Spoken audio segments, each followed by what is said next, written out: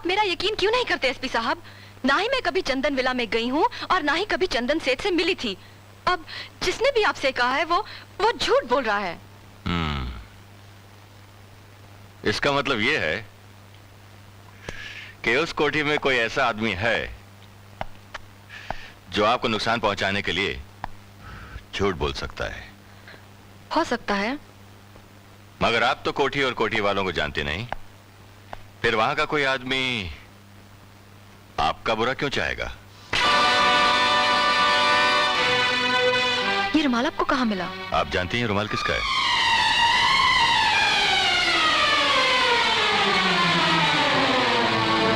Chanel 5। ये तो मेरी मामा का है। जब से मैंने होश संभाला है वो यही परफ्यूम इस्तेमाल करती है। कोई खास बात है इसके पीछे?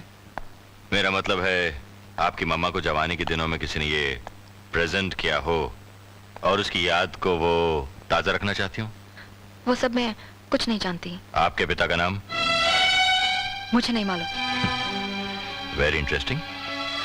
मैंने मामा से कई बार पूछा लेकिन वो हमेशा टालती रही। कोई खास वजह? ये तो वही जाने। कौन बच्चा अपने पिता के बारे में नहीं जानना चाहेगा? Relax please please.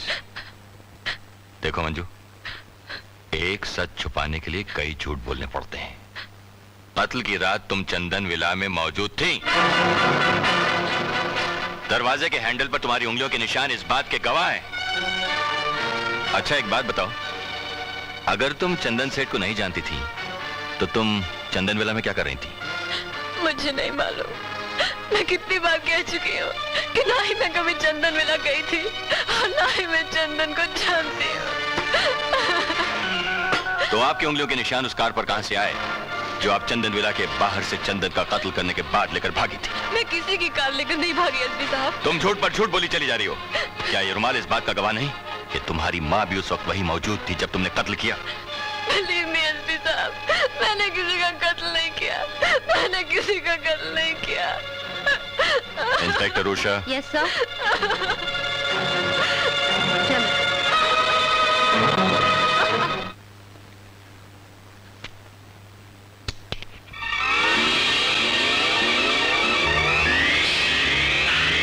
हम बोला ना साहब, हम कभी तुमको फोन नहीं किया।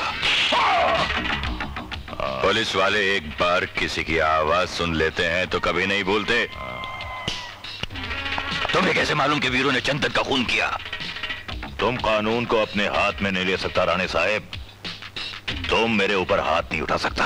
कानून इज्जतदार शहरियों के हिफाजत के लिए है, तुम जैसे बदमाशों के लिए नहीं। तुमने वीरू के साथ मिलकर चंदन को क्यों मारा? क्या दुश्मनी थी तुम्हारी? बोल। मेरा यकीन करो साहब, मैं चंदन को नहीं जानता। झूठ बोलता है तू, झूठ बोलता है, झूठ बोलता है तू, झूठ बोलता है। बताता हूँ साहब, बताता हूँ। उठाओ साले को।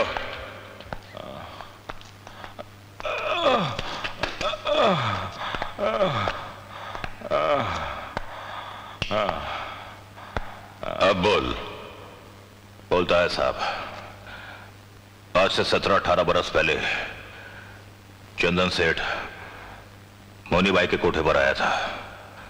उस टाइम हम मोनी बाई के कोठे का रखवाला था। चंदन सेठ मोनी बाई पर मर मिटा। वो हमको बहुत पैसा दिया साहब और मोनी बाई को लेकर कहीं चला गया। उसके बाद तुम चंदन से मिले, उसे ब्लैकमेल करने लगे, वरना तुम उसके खानदान का नाम पब्लिक में उछाल दोगे। हाँ साहब। फिर तुमने उसका खून क्यों किया? मैं किसी का खून नहीं किया साहब।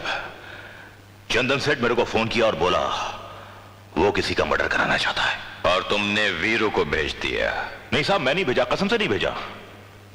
मैं ऐसा धंधे से दूर रहता है साहब। लेकिन वो बिन ब्याही मां का औलाद मेरे को बोला कि ये गोल्डन चांस है मिस्टर थॉमसन, हमारा लाइफ बन जाएगा। कान खोलकर सुन ले टॉम, अगर एक लफ्ज भी झूठ निकला तो मैं तुझे उल्टा लटका दूंगा।